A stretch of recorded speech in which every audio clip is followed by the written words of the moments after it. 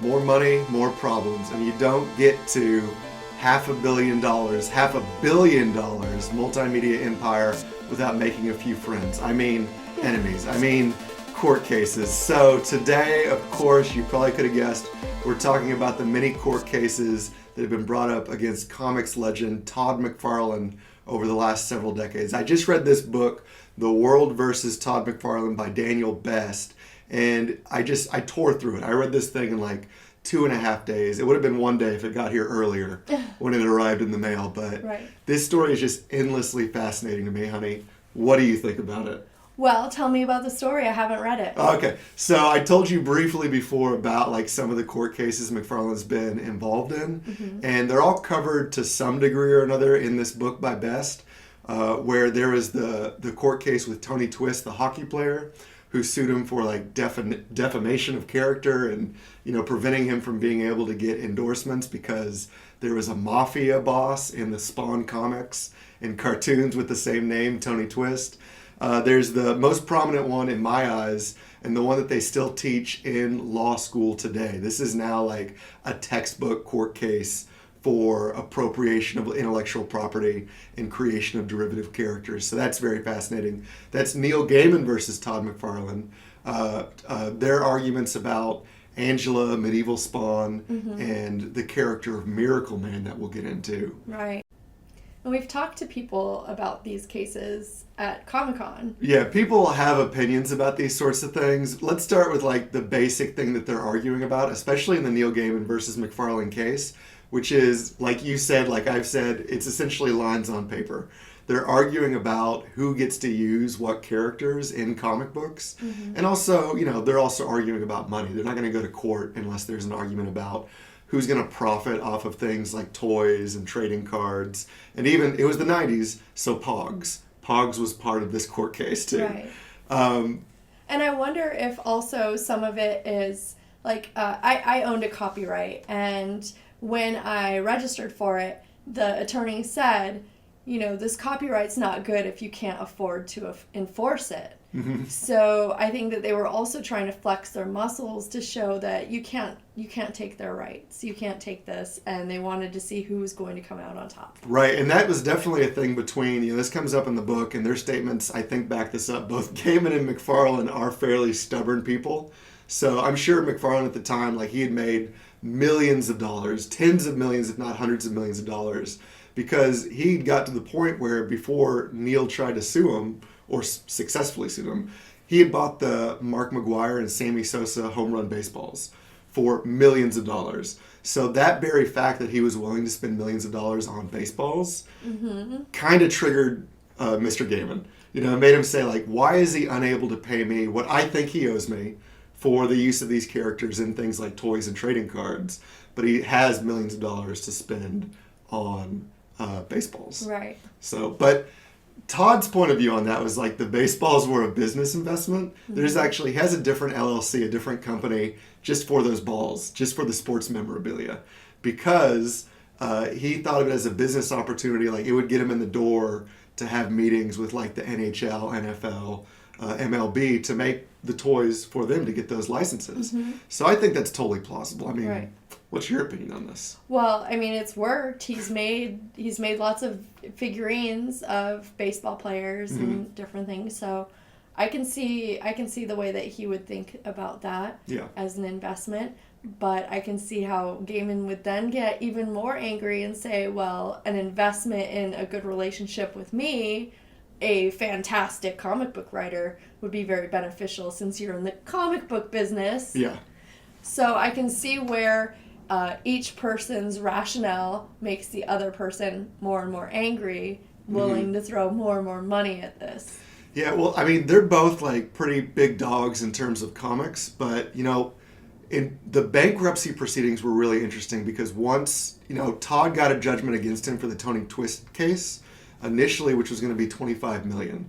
So rather than just paying it out, of course they appealed the case, but then also his companies went into Chapter 11 bankruptcy to protect them from creditors and debtors, like having to pay out what they owed to people like Tony Twist. And the numbers there, like what Todd owed, it was kind of staggering how little he owed the people that were actually making the comics. Like, he would owe them like $800, $1,000, $2,000. But you compare that to like the companies, and that was in the order of hundreds of thousands or millions. Ooh. So if you're like the penciler on Spawn, and most of those guys I think still have good working relationships with Todd, like Greg Capullo. But like Greg Capullo at the time in the bankruptcy proceedings was, on paper at least, owed something like $18,000. But that's a drop in the bucket in terms of the overall debt, not in terms of like, if someone owed me $18,000, Oh, yeah. I would feel it. But that's possibly also part of what bothered Gaiman so much, is like, you've got all this money in the pipeline, why can't you just pay me what I think you owe me? Right. And part of the arguments too, well, one other funny thing from the bankruptcy was, you mentioned copyrights. One of his outstanding debts was he hadn't paid $60 to the Register of Copyrights. Oh my goodness. So it's just, that's automatic. Like, he has the copyright, but he couldn't litigate it until he paid that $60 fee. That's hilarious. So he had also a personal fortune, not just what was in the companies, but he had a personal fortune at the time listed of $75 million. Ooh. So he's doing better than not just most of the people, but literally everyone around him. Even at that point, he would have been by far the richest man in comics, outside of maybe Stan Lee. No, not even Stan Lee. Stan Lee was probably well taken care of, like, as the face of Marvel Comics. Right. But he didn't own any of that stuff. He didn't have the copyrights himself. Yeah. He didn't have any. Well, he later started like outside businesses like Stan Lee Media and Stan Lee Productions. Right. That did, I think, like that TV show you like. What is that? Who Wants to Be? Oh, Who Wants to Be a Superhero? Right. So, like, in later years, I think he did get some money from outside projects. Yeah. But in terms of comics, I think the only other people that would compare would be Eastman and Laird, who are the guys who created the Teenage Mutant Ninja Turtles. So those guys got stupid rich off the Turtles. Oh, yeah. Back to the Gaiman and McFarlane case. Gaiman had been paid, well, what do you think? Like, for Spawn issue 9, the first appearance of Angela, Spawn 26, where he wrote 3 pages, just the Angela dialogue, and Angela miniseries, 1, 2, 3, so like 5 comics total. And then the royalties he did receive for the uses of Medieval Spawn and Angela and toys and trading cards. What do you think that number was that Todd paid him before the lawsuit? $27,000? It was $212,000. Whoa! So he was, again, like, from my point, okay, so it's easy to say from my point of view, I would be happy with that. And I think it's fair for writing 5 comic books. Not designing the character, not putting together the company that published the books, not taking the financial risk, hired to write 5 scripts essentially. I think that's pretty good. But I get that, you get to be famous enough, you get to be well known enough, you get big enough paychecks, and you start to think, wait, I should get more. Well, and also, to be fair, I've never worked in the industry, and even though you do draw and you know how much time and effort goes into this, we've never written, we've never done anything in the industry, and so we don't know what the going rate is for amateurs, for professionals. We don't know how much time and energy it takes or what they even agreed on. Some of that we can guess at a little bit. Like, I've never seen the script for Spawn 9, so I can't say, for example, like how much in the script really contributes to the design of Angela, like right here. Right. Like, I'm inclined to think that it's all Todd. All the visuals, just like Neil writes in the script, there's an angel, she hunts demons like Spawn. Right. Her name is Angela. I mean, that's big brain name thinking for one thing. There's also more to it that goes into that. Like, they may have met about it. They may have discussed verbally. He may have said, I had a dream about her, and this is what she looks like. Right, yeah. We don't know. We don't know. So, to be fair, that's exactly right. We don't know for sure how much he contributed to the design. Like, compare that to, say, Alan Moore. Alan Moore's scripts are like industry-wide known, notorious for being hyper-detailed. He tells the artist at the beginning of the script, sit down with a cup of tea and just enjoy this, because it's going to go on for a while. But in addition to that, Alan Moore also draws his scripts, and he will just send out breakdowns for everything to the artist. Not necessarily every time, but a lot of the times. And I know he did this for Todd McFarlane comics because Todd published some of those in the back of, like, the Violator miniseries. When that came out, Alan Moore wrote that. and he published like the thumbnails that Alan Moore had created, the visuals. So, but was Neil doing that? I don't know. I would think, since he had published the Alan Moore thumbnails, if Neil had done that, Todd probably would have published those too. I guess it also kind of comes down to how important is this character that the comic book's not about her. Were there spin-offs? Well, it's funny you ask. Essentially, like by the time they got to the court case or like the threats of lawsuits in the late 90s, because the character originally appeared in like 1993. Mm-hmm. And for years, the agreement on paper was at least, because there were faxes that went back and forth, was that like Todd had let other people at Image, like Rob Liefeld, use Angela in his comics. Mm-hmm. But the way that usually worked is like if the Image founders let each other use characters in their comics, they didn't exchange money. Mm-hmm. So whatever money there was, like Todd didn't see any of that for when like Angela teamed up with Glory or Evangeline. Like Rob just published those comics. So if Neil was like, I want to do that too, Todd would have said initially like, okay, but I think he was maybe hesitant to allow Neil to use Angela outside of Image because Neil wanted to do like an X-Men crossover. Oh. Or like a Justice League crossover. So he wanted to take Angela to other companies.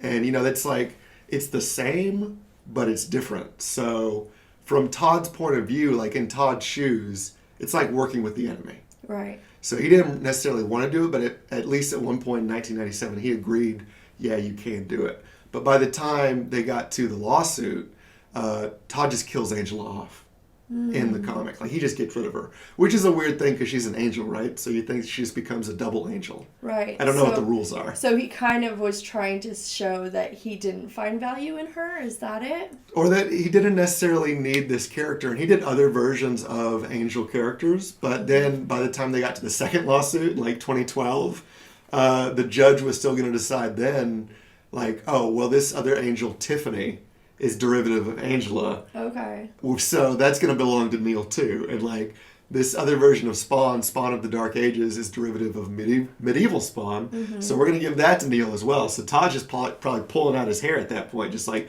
what can I do? Like, you can't just blanket copyright or trademark the concept of a warrior angel. Right.